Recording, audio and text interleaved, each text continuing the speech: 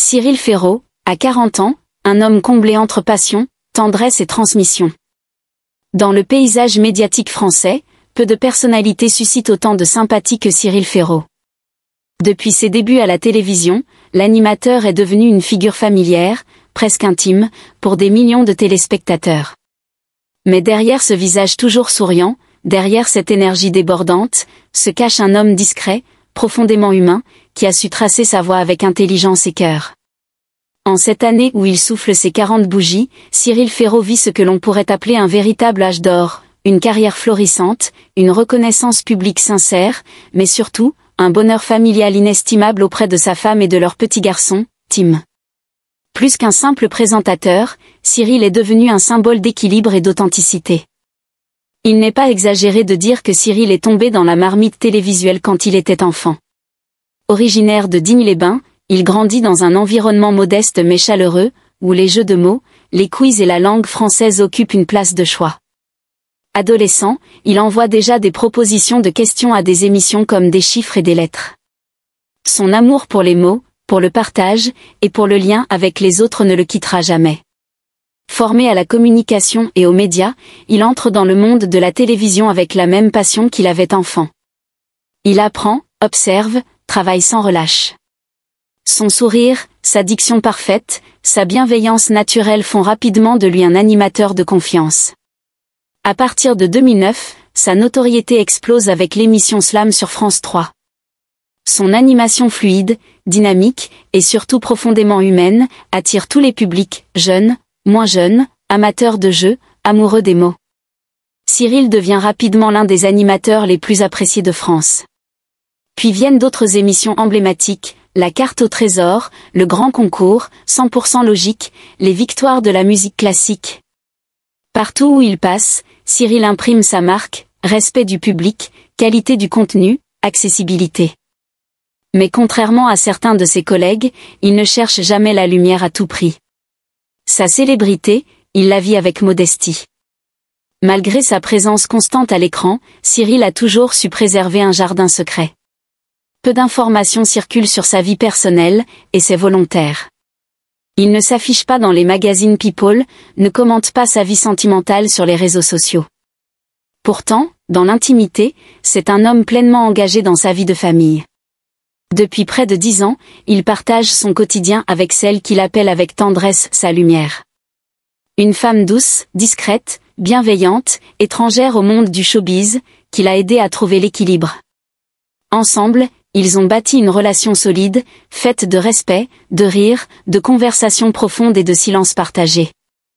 En 2020, un petit miracle vient bouleverser leur vie, Tim, leur fils, né au début du printemps, dans un monde alors plongé dans le silence du confinement. Pour Cyril, c'est une révélation. Il confiera plus tard à quelques proches, « J'ai compris ce qu'était l'amour inconditionnel au moment où j'ai pris Tim dans mes bras.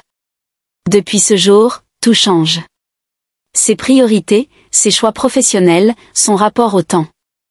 Il organise désormais sa vie autour de Tim, cherchant à être un père présent, attentif, tendre, mais aussi inspirant. Les week-ends sont sacrés. Les vacances aussi. Il raconte parfois comment il prépare des chasses au trésor pour son fils, ou comment ils regardent ensemble les dessins animés du dimanche matin, blottis sur le canapé. Tim adore poser des questions beaucoup, tout le temps, et Cyril, avec son amour des mots, y répond toujours avec patience et malice. La clé du bonheur de Cyril ?